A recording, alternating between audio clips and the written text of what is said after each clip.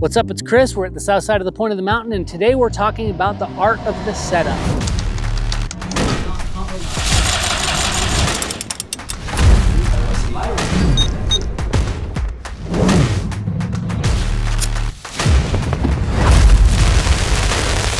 Over the years, we put a big long study on how and when people have a thing happen that either takes the fun out of the sport a little bit, roughs them up a little bit, or in the very worst scenario, gets them hurt. And so what we find out over the years is that you could see it coming. One of the big questions is, what are the signs? And the answer is, it's always a couple things, right? It's just something about the physiologies can be one of the things. Didn't sleep well, not feeling well, just flew in on a red-eye flight, getting over a head cold, stomach ache, that all of those things, 9 times out of 10 will play in if something goes sideways. The other things would be conditions, right? Another one would be equipment. The list goes on and on, currency. And so the point is that these things don't just happen on their own, they actually get set up for better or for worse. And so we'll give a couple of examples of what bad setup looks like, and then also a couple of examples of what good setup sounds like. And then you'll be tuned to that from now and forevermore.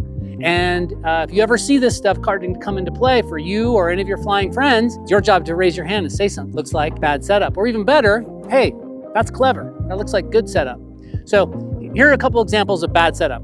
One is just came in on the red-eye flight, kind of spun out, but want to go fly anyway. Just bad by definition.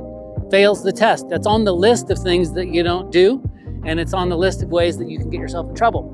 Another example would be, haven't flown in wind, show up at the south side of the point of the mountain, and just go down the way and try your luck. We stand here all the time and watch people down the way. We don't know who they are, and they come from out of town, and they take themselves to school over there. And it's not that they get hurt, but their harnesses get scraped up a little bit, they end up a little bit dirty, and there's not much joy. It goes without saying, we'd much rather that they come over and link in with us, and we can sort of spot them on their first inflation, see where they have the game and see where they don't, see what skills they need to develop, and we can help them dial it in. That's an example of good setup. So we'd love a call ahead of time, a text, show up with a smile, maybe the day before, link in with us, show up early, divulge their name, experience level, and let us help you out. That would be an example of great setup.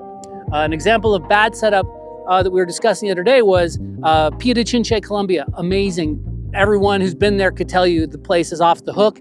We go there with our wheelchair friends, at least in the last couple years, and by most accounts, it's the best place going for spreading your wings in the world. Check it out. But there's a lot of conditions there where you're gonna need to do a forward launch. And for the wheelchair guys, it's kind of all or nothing. And it's a little bit like bet all your money on that one moment. We have some guys who are new and they're saying, shouldn't I go to Pia de Chinche? And our answer is no. And they're like, well, no, I'll play it cool. And we're like, no. And the reason why is because it's just bad setup. We know that what's gonna happen is we're gonna take them to launch. We know that when we're standing there on the launch, we're gonna wanna make this airtime happen for them. They're gonna want the airtime, and we're gonna try it. And we're gonna probably slay it, and it's probably gonna be awesome, but it's bad setup by definition because so many of the launches are so hollow, meaning very little wind, airflow, etc. You can't always pick your cycle just right. And there's some terrain below it. And it's kind of like, wow, you know, the heart kind of pounds a little bit as you watch these people launching. We're just not gonna do it, right? We're just not gonna do it. We take our friends who are wheelchair pilots who are high level, like expert level. Yeah, we're gonna take them there. We're not gonna take the new people there because it's just a bad bet. And I don't mean to demonize that place or launching the wheels in no wind, but it's true that it's just the definition of bad setup.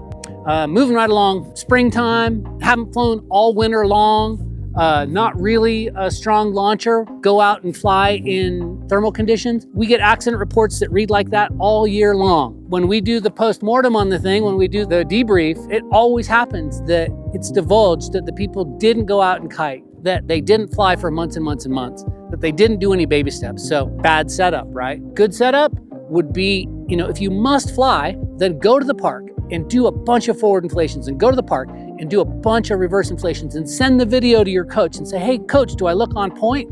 And then when you go fly, don't go with the crowd that's there to sort of tee off right when the conditions are pumping. Find a way to be there a little bit early, fly a little bit later in the day, but baby steps your way back into it. Duh, it just makes sense. We know these things, you know these things. The crux is just keeping each other accountable, calling each other out when we're making good calls, calling each other out when we're making bad calls, and like just map it out ahead of time. Like make sure you're setting yourself up for success. So I'm Chris, I'm with Superfly. I hope that makes sense to you. If you have any other thoughts you want to add to that, put them in the comments. If you have subjects you want to hear about, we're happy to talk about anything, anytime.